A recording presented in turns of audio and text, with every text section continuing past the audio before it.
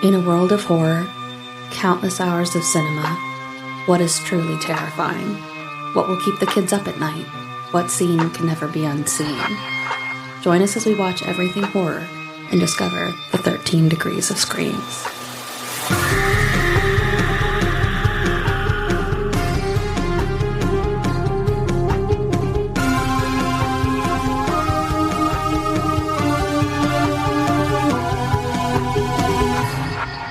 Welcome to 13 Degrees of Screams. We're your host, Stephanie. And Alex. And this week we investigate an apocalyptic cult in Older Gods. In Older Gods. But, Stephanie. Yes. Before we jump into Older Gods, I do want to talk about the new and improved 13 Degrees of Screams. Yes. Our new baby. It's our new baby. Yes. I mean, realistically, not a whole lot has changed from a content perspective. Yeah. Like, not a new car, but a new paint job. Yeah, it's a new paint. It's 100% a new paint job. Yes. Hopefully, anyone who has known us for a little bit will see our new branding, our new logo, how we're going to do some more social media posts, all that fun stuff. But more importantly, we kind of changed the layout of the podcast and how we're going to move forward with movies. Yes. We decided that going in season by season and dedicating 13 to 14 episodes on a specific topic just wasn't really working for us. It wasn't it. It wasn't it. It wasn't it. It wasn't for you. So we got it. Yeah. It was like one of those. We heard the message loud and clear after a while. And it was one of those things like in concept that seemed like a lot of fun. But, you know, I recognize that if there's a movie you do not care about, you're not going to listen. Yeah. You're not going to do it. And I understand that. Mm-hmm. Totally. Right. And especially, like, for example, if you don't care about vampires. You're not going to listen to a whole vampire season. No, season 2 is not for you. Yeah. So this way, we're just scrapping the whole season thing. Mm-hmm. We're not doing a single theme. We're just going to do movie by movie basis. And also that leads to how the ranking is going to work. Yes. Also, but I want to say with the movie by movie basis, this also gives us a lot more opportunities to do recommendations. So if someone messages us, we don't have to be like, okay, but hold on, wait until we get to that season. We can be like, we can add this in within the next couple weeks rather than like. Yeah. So that being said. It works for you. Yeah, it works for you. So that being said, if there's a movie you want us to cover, literally let us know and we probably will. Yes, for sure. Also, it leaves us open to get something that comes out like in the next month or something like that as well. It's giving us more opportunities for content to engage you guys as well. Yeah. So it's going to be much more organic than having to like plan out 13 weeks and just try to find movies that fit a theme, but also like not too specific to the theme.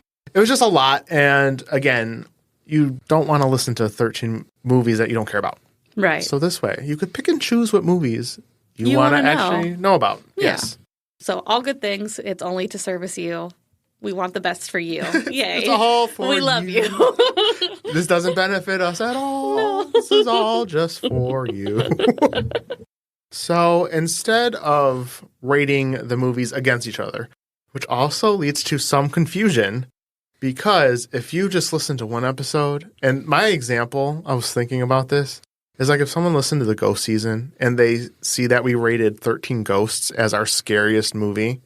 Yeah. Like, no, it's not. It's not that though. scary. And then you wouldn't know that it's rated against the other movies. It's rated against fucking Casper. Right.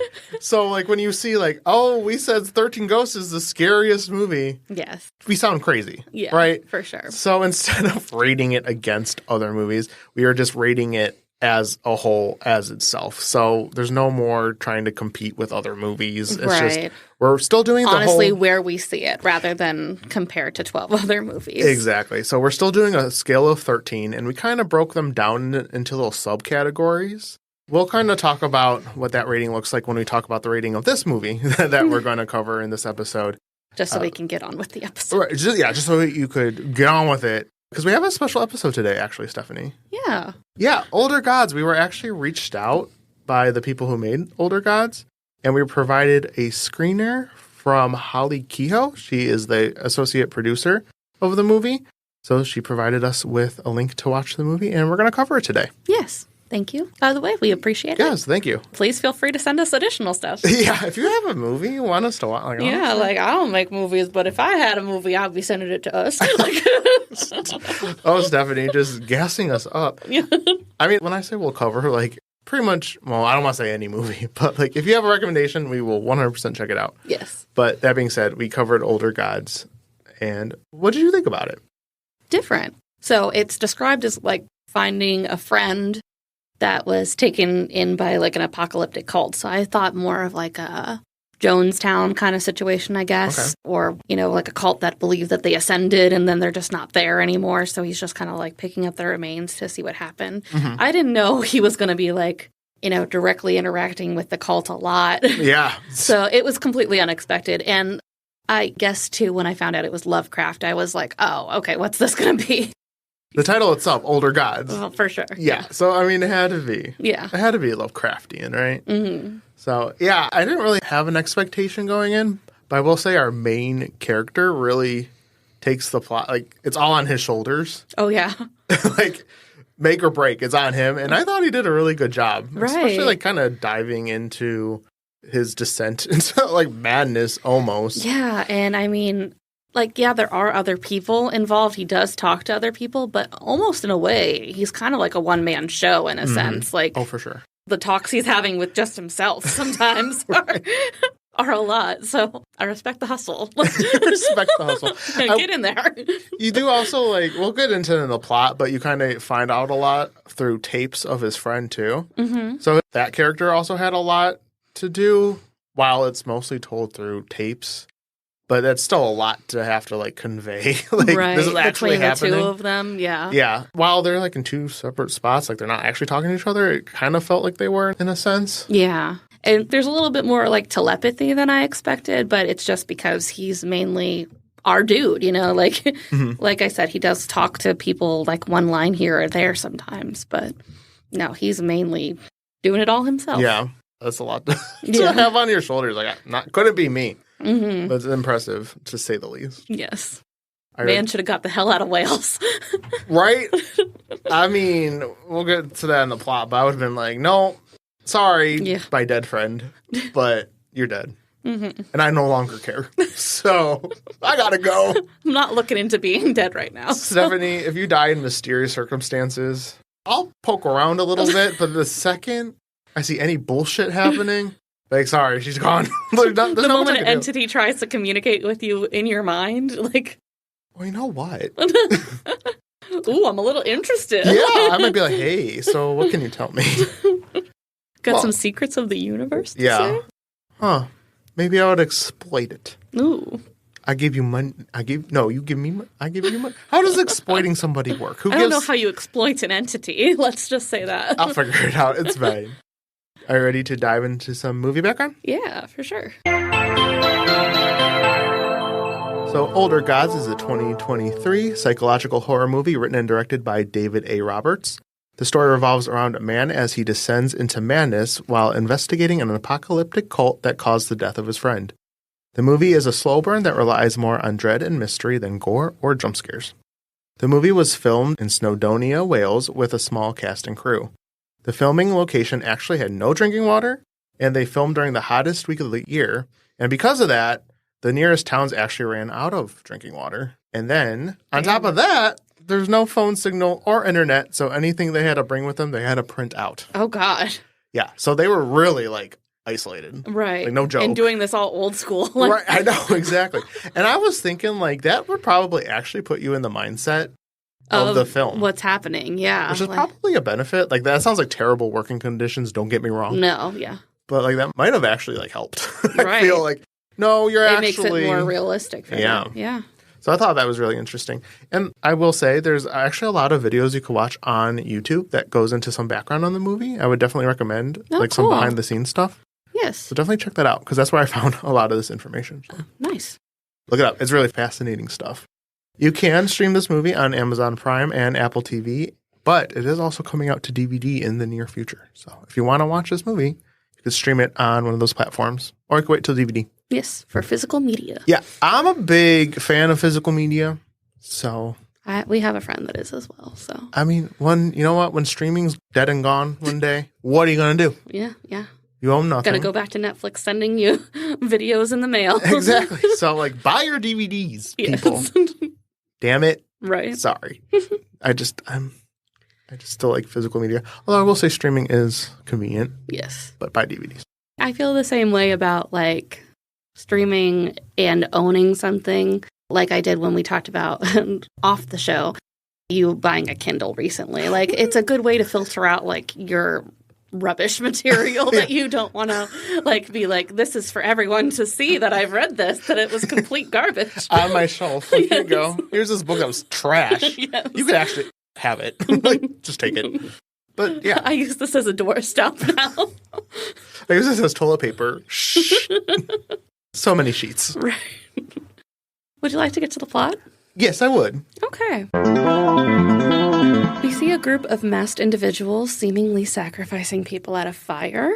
Off to a good start. Right. Just right into it. It's fine. Yeah. These people have skull masks on. Mm-hmm. And dark robes. Very ominous in the woods. It's a cult. It's definitely a cult. For sure. Big trouble. Yeah. Everyone's let's wear the same thing. It'll be cool. We're part of a group or a clique. Yes. What do you think? Do you think they had a fun little name? No, but I think that they wear black on Wednesdays. That's the name of the cult. Black on Wednesdays. Black on Wednesdays. Yes. I like it. Yes. In the next scene, we hear a voicemail from Billy begging Chris to pick up where he left off as Chris arrives at a countryside cottage in Wales.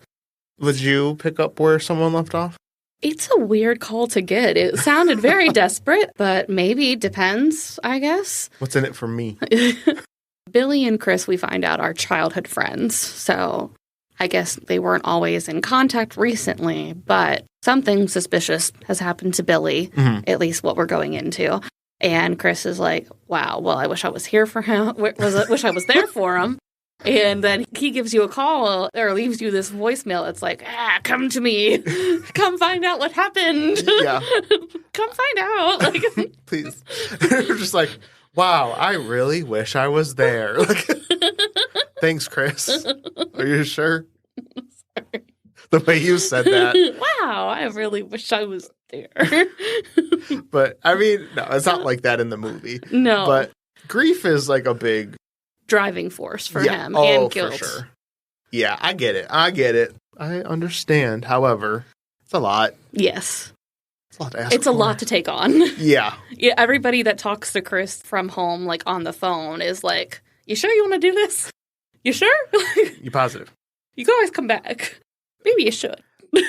Yeah. Yeah. Don't do this. So, speaking of which, a coworker from the college calls to berate him for leaving his faculty and pregnant wife without telling anyone, and that he should come back home because everyone blames Billy or his upbringing for what happened.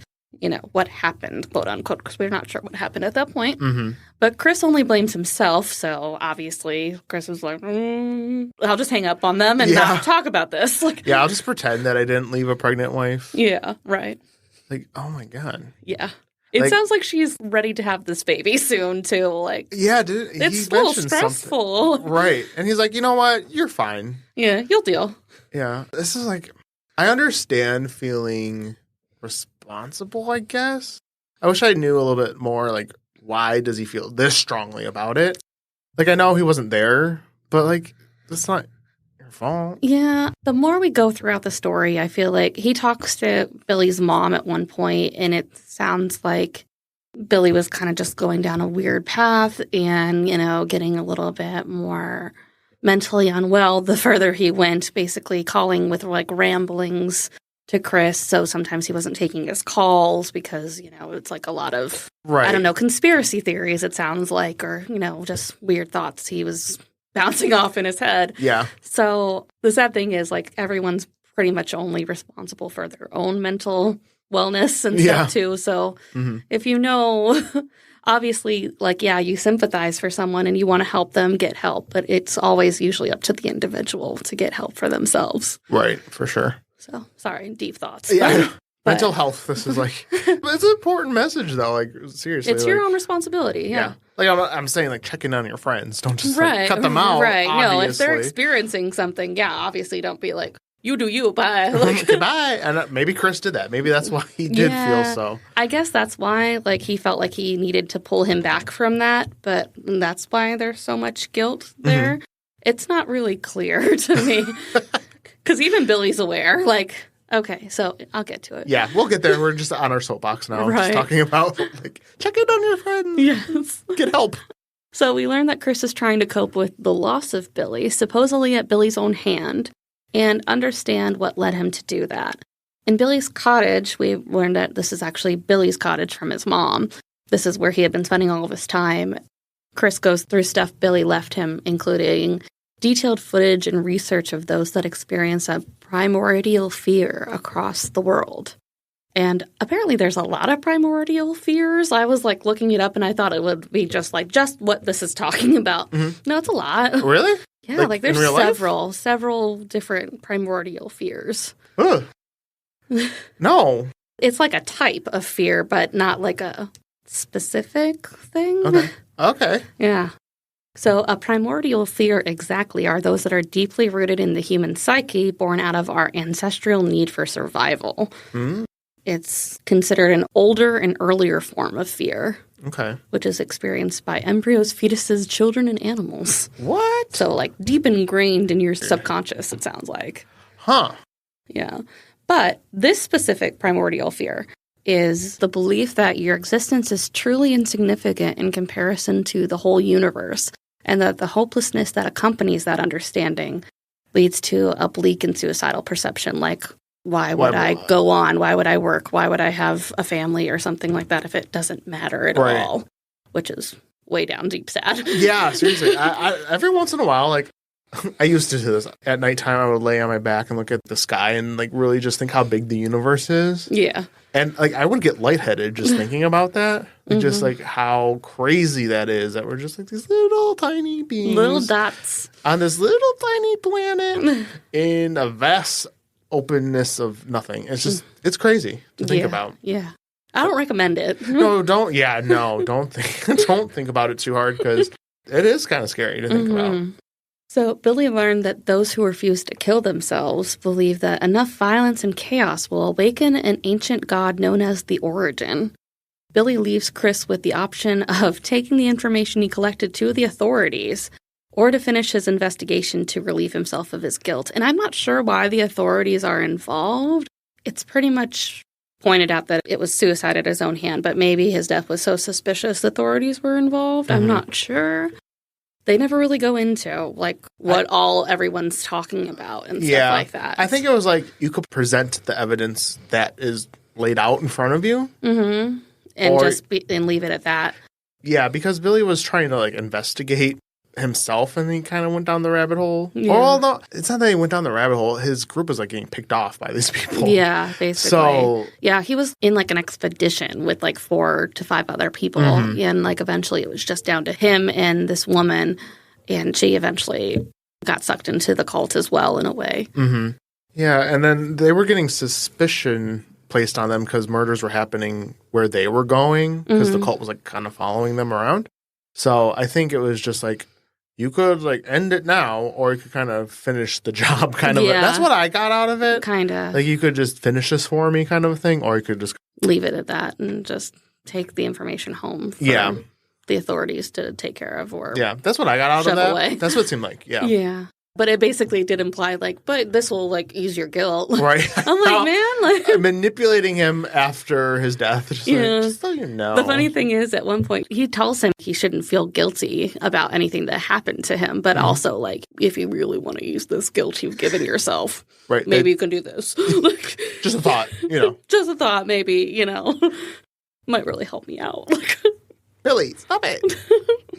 So, of course, Chris decides to continue, which leads to odd dreams of Billy's death, symbols carved into people's backs of a circle within a circle, and whisperings from some unknown entity. It was, and then, like, a view of a planet that showed up every once in a while. Yeah, there would be, like, these flashes that he would see of, like, almost like a galaxy kind of thing, and the planet, and, like, looking at a horizon of a tree or something like that, and a person standing right underneath it. Oh, that big structure thing that was floating there? Yeah, it looked like a tree at first, but then it's not a tree. It's not a tree. Not a tree. It's not a tree. Not a tree. Spoiler, not a tree. But it looked like a tree at first. So, yeah. Not a tree. Yeah, no, don't carve circles and circles in people. Yeah, no, I don't think they like that. They're like, this is a little sign. It was us. Boo. Boo, bitch. Gotcha. The group of interest also becomes aware of his presence in the form of a man dressed all in black, stalking outside his house and breaking in frequently. This man might as well have keys to his house. He is in there more than Chris sometimes. Yeah. Chris walks in one time and he's just like chilling on the couch watching TV. He's like, my bad. I just wanted to watch some Friends. Oh, yeah. I'll leave. Leave you a disturbing message, but thought I'd catch up on this rerun. Yeah. See, this is the part, like, I would go kind of, ooh, what's going on? Mystery. The second some dude is in my house, done. I'm leaving. Done. It's fine. I don't need to know. Like, sorry, Billy. Yes. So when the man breaks in for a second time and the dreams begin to frighten him, Chris finally decides to call his wife Karen, who is understandably upset, but still wants him to come home. Mm-hmm. He then packs to leave, but once he goes to his car, he realizes the man in black is holding his keys in the distance. So Chris is forced to follow him into the woods, where the masked man unveils himself to show he's missing the skin from the bottom half of his face. No! Yeah, I'm like, what is this about? We need a backstory here. Right. What, sir? Why don't you have skin on your face? Like, if that's a prerequisite to be in this cult, like, no. Not interested. Even if I was interested, if that was like, sorry, you got to lose half your skin. Mm-hmm. And why is he the representative? Like, the man that comes to tell people? I don't know. You probably have to have some sort of leadership, right? Yeah, but normally in cults, like, they send, like, the pretty people out to, like, recruit others. Stephanie, what if he is the pretty one? Oh, no. You're right. That's what I'm saying. Oh, God. He is the good-looking one. All the rest have no skin. That's why they wear masks. Yeah, all maybe. Their skins are gone. Oh, no. But yeah, it's disturbing. He has no face skin. Yes. Can we not? Well, not no face skin, but like his jaw area is like completely unveiled Unskinned. to just muscle, basically. Ugh. It's bloody. Yeah. So if you're squeamish, don't look at his face. Mm-hmm. I'd be like, oh God, put it back on. As he's like stalking me. Right. Then others from the cult join him and they chant, "Open the door, let in the light. Open the door, let in the light," at Chris in hopes he will kill one of them, a doorway they're calling themselves, or a violent act that will let the origin into their realm.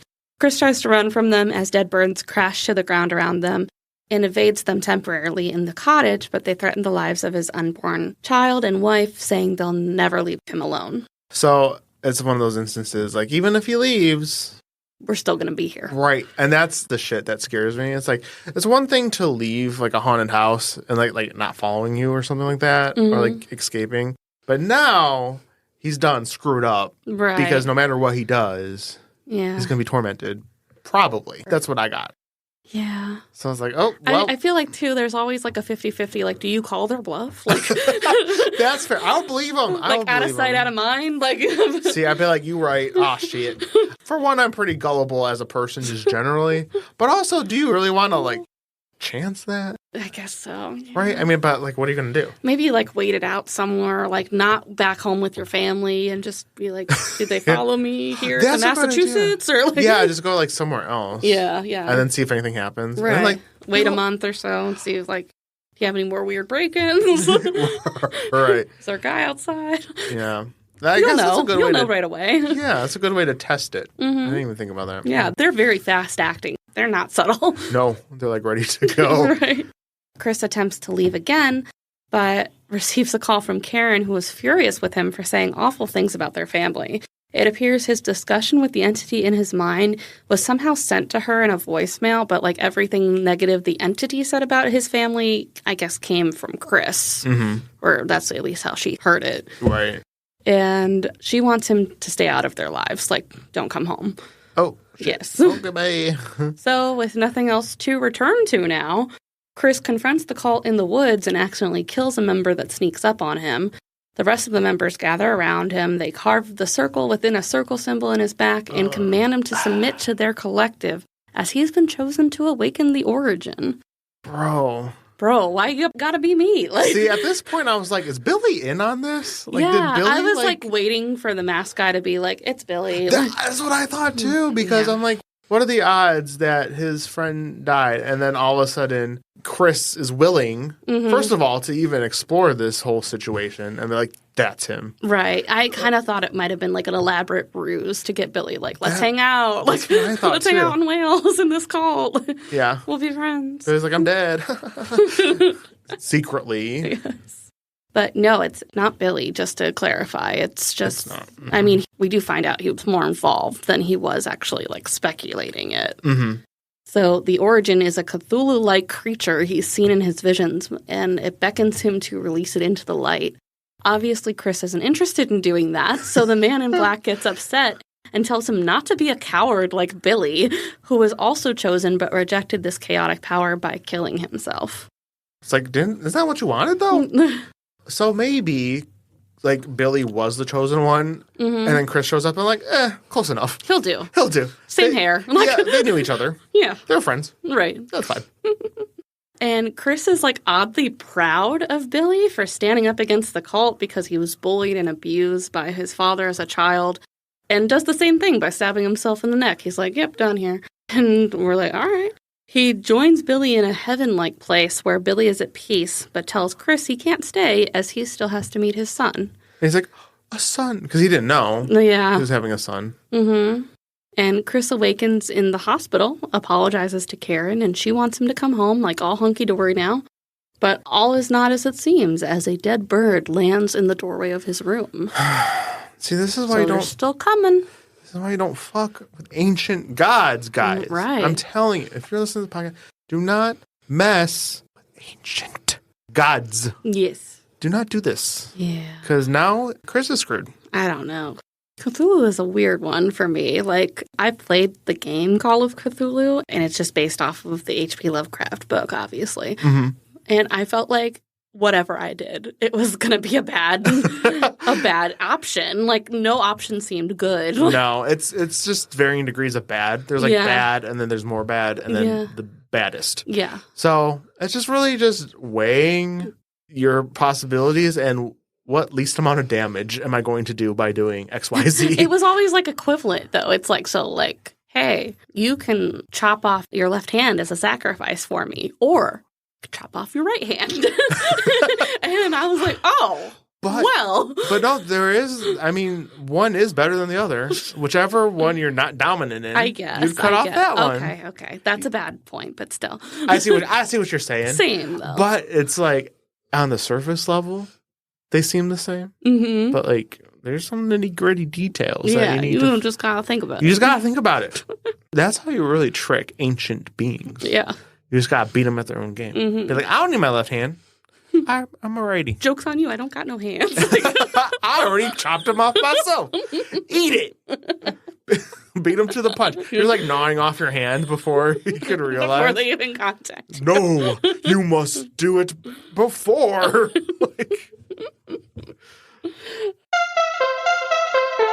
So let's talk about our new rating system for this whole movie business. Yes, before we get into our topic for the episode. So we'll discuss briefly the rating and where this movie fell for each of us. We rated them separately, so you kind of get both of our perspectives here. Yes. Again, there's still a rating out of 13, but they're kind of grouped together in little segments. So ratings 1, 2, and 3 are grouped under family fun time. So these are going to be movies that your kid could probably watch. Yeah. Varying degrees of scary for kids. And we were thinking, like, in the future, too, when we do have a more child-friendly movie, we'll be a little bit more careful in the episode about what we say. And as long as we think, like, a child could see them, well, you and your little horror baby could listen to it. Exactly. So you can learn a little bit more and get children into the horror genre. Yes. So the next 3, 4, 5, and 6 are under the a little scary but odd deal. So these are movies that definitely have scary elements, but nothing that you'll be traumatized about. Right. Nothing that's going to leave probably any long-lasting Psychic damage. Psychic damage, yes. So they're good introductory to more adult horror. Yes. The next 3, 7, 8, 9 is There Something Behind Me? Now, this is a movie you'll watch that you're going to think about later. Yeah. You might get a little scared if you see something out of the corner of your eye, like, what's going on Yeah, back like there? that night you're going to be like, a little creepy, like, what was that noise? Yeah. Ooh, I don't know. Right. It definitely, maybe it made you scream once or twice, something like that. So then the next 3, 10, 11, 12, I can't unsee this. This is like top of the scariness here. These are some of your scariest movies. Maybe something traumatized you out of here. Yes. I don't know. Something like, no. Something that's verging on trying to give you PTSD. Right. Nightmare. You might get a nightmare or two. Mm-hmm. You know, it's getting up there. Yes. Now, 13 is going to be designated for, like, I'm not probably going to watch this movie again, maybe. Maybe not even that, but just like this had a bigger effect than I thought. Mm-hmm. So anything that maybe you had to turn off, you're like, no, I'm okay. Yes. Like 13 is going to be designated to those kinds of movies. And I honestly foresee not a lot of 13s. Yeah. Like we'd really have to get some extreme stuff, I would say. For sure. So 13 we're really going to hold off on giving out unless we're like really like, oh my God, what did we just watch? Right. So can't unsee it. Can't stop thinking about it. Right. And Too then, scared. Yeah. And then 13, I don't know if I said the title, but it's I Would Rather Die. Like I would rather just, I don't want to deal with this ever again. Right. So that's kind of our new rating system. So that being said, Stephanie, where did you rank Older Gods? So I think this was just like a little scary, but you'll deal. Mm-hmm. It's more ominous, but not in like the scary imagery. So it's more ominous with the whole like telepathy, like this entity's got like a one-way line to your brain at all times to talk to you. Mm-hmm. And like these people won't leave you alone.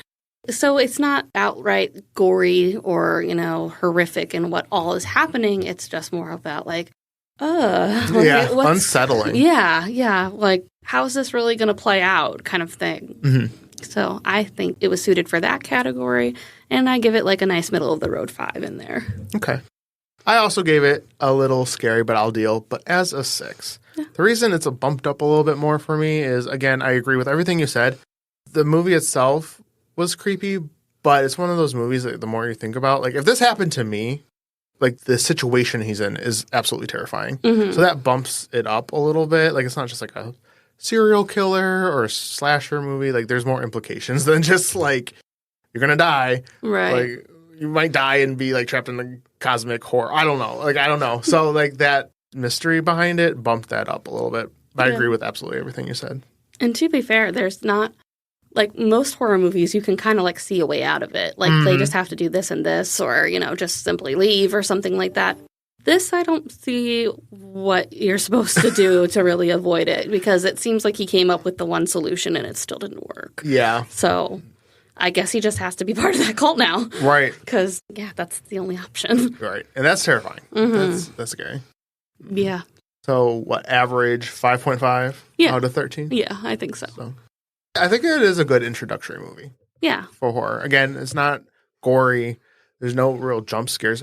Although I will say there's a couple of times where you see like people behind our main character, Chris. Mm-hmm. That was like, oh shit. Like you see their face a little bit. Yeah. And then I'm always the type that when I see like things blurry or like you can't quite make it out, that freaks me out more than just having something like right there. Yeah. So those instances were pretty scary. Right.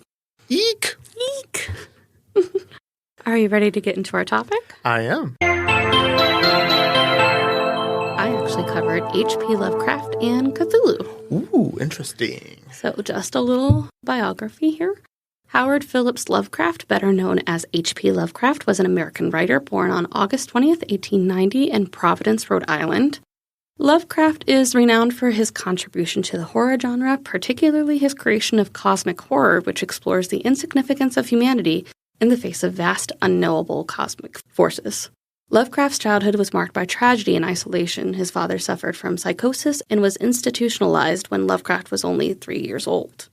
Raised by his mother, Lovecraft was a precocious child with a keen interest in literature and astronomy. However, his education was sporadic due to health issues and family financial difficulties. Despite his setbacks, Lovecraft immersed himself in literature, particularly the works of Edgar Allan Poe and Lord Dunsany, which would later influence his own writing. He began writing stories and essays in his teenage years, but struggled to find success in his early career, facing rejection from publishers and financial instability. Lovecraft's breakthrough came with the publication of The Call of Cthulhu in the pulp magazine Weird Tales in 1928. This story introduced the concept of the Cthulhu mythos, a fictional universe populated by ancient cosmic entities and forbidden knowledge, which would become central to Lovecraft's body of work. Throughout the 1920s and early 1930s, Lovecraft produced some of his most acclaimed works, including At the Mountains of Madness, The Shadow over Innsmouth, and The Color Out of Space. His writing often explored themes of existential dread, forbidden knowledge, and the limits of human understanding. Despite his growing reputation with the pulp fiction community, Lovecraft struggled financially and emotionally throughout his life. He maintained correspondence with fellow writers including Robert E. Howard and Clark Ashton Smith, but remained largely unknown to the broader literary world during his lifetime. Lovecraft's health began to deteriorate in the 1930s, and he suffered a nervous breakdown in 1933. He passed away on March 15, 1937, at the age of 46 from complications related to intestinal cancer. Oh, he's only 46? Yeah. That's I didn't know that. Also, I thought he was more recent than, born in the 1800s. Oh, really? Yeah. Mm-mm. Yeah. So I learned quite a bit. Well, that's good. Mm-hmm. Although Lovecraft's work did not achieve widespread recognition during his lifetime, his influence on the horror genre has grown exponentially since his death. His themes, characters, and mythos have inspired countless writers, filmmakers, and artists, cementing his legacy as one of the most important figures in 20th century horror literature. Now for the Cthulhu mythos, it's a vast and intricate fictional universe created primarily by Lovecraft and expanded upon by numerous other writers. It revolves around cosmic horror, where humanity is confronted with the insignificance of its existence, in a vast and uncaring universe inhabited by ancient and powerful entities. At the center of the mythos is Cthulhu, a colossal and malevolent entity described as part octopus, part dragon, and part humanoid. Ooh. Mm-hmm. Quite the mix. Yeah. Cthulhu lies dormant beneath the Pacific Ocean in the sunken city of Roulier, awaiting the time when the stars align and it can rise again to reclaim dominion over Earth. Lovecraft stories often explore themes of forbidden knowledge, insanity, and the fragility of human sanity when confronted with the incomprehensible. Many of his protagonists are driven to madness upon encountering the cosmic horrors lurking beyond the veil of reality. The mythos includes a pantheon of otherworldly beings such as Azathoth, the blind idiot god at the center of the universe, Yog-Sothoth, the all-knowing and all-seeing entity, Nyarlathotep, the crawling chaos who serves as the messenger of the outer gods, and many more. These entities exist beyond human comprehension and often exert their influence on the world through cults, dreams, and other insidious means. Lovecraft's stories, along with those of other writers who contributed to the mythos, have inspired countless works in literature, film, and music, and other forms of media. The Cthulhu mythos continues to captivate audiences with its blend of existential dread, cosmic terror, and imaginative world-building, making it one of the most enduring and influential creations in the realm of speculative fiction. God. You know what? So beyond the whole going crazy nonsense, giant creatures scare the shit out of me. Mm-hmm. So did you ever see Cloverfield Paradox? Not the first Cloverfield, but the Paradox one. Not the one with John Goodman? No. That's the only one I saw. Oh my God. Well, anyways. I didn't even see the original. Eek. Okay, so anyways, the Cloverfield Paradox, the ending scene, spoiler, is this creature is so big, it comes out of the clouds at the top, and that scene scared the shit out of me. I can't look at pictures of fake creatures that are big in the distance. Mm-hmm. My fight or flight instincts kick in. I start sweating. I'll have to show you this video. Maybe I'll even somehow post it to our social media. There's this, I don't know who did it, but it's this giant creature coming down from space. It eats the moon. I could not even look at this thing. Really? I started freaking the fuck out. Damn. What's this from? It's just the Cloverfield Paradox? No. That was just a video someone did online. Oh. It was just like a TikTok I saw. Oh, okay. But also the Cloverfield Paradox, the end scene, I was like, no, If I ever look up and I see a giant creature in this, I will drop dead. I think I will have a heart attack. Yeah. That in the open ocean, Yes, are there two those things? are the ones that bother me, like those deep sea TikToks or something like that, or they play the yo ho, Yeah. and then you see like these giant ass whirlpools, or just like some big thing floating in the water beneath you. Oh no. Yeah, it's like the same thing, but space. Yes, Because space is like the ocean to me. So I see giant. I'm done. Like if a giant alien, I would just ask someone to kill me. I'm not even joking. Right. I can't handle it. I couldn't even watch this fake video that I knew was like CGI. Right. Couldn't do it. If I saw that in real life, I would probably just pass away. I would just be like, I'm dead. So All gone now. Cthulhu would scare the shit out of me. Yes. Yes. But all very interesting shit. But good topic.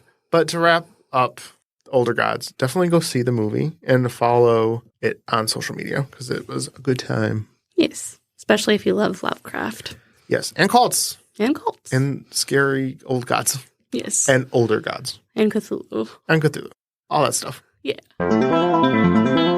Thank you for listening. If you enjoyed the show and listen on Apple Podcasts or Spotify, giving us a 5-star rating is super helpful, and we always appreciate it.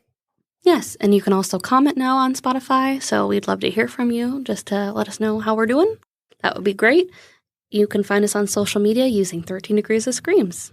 This has been 13 Degrees of Screams, and we will see you next week.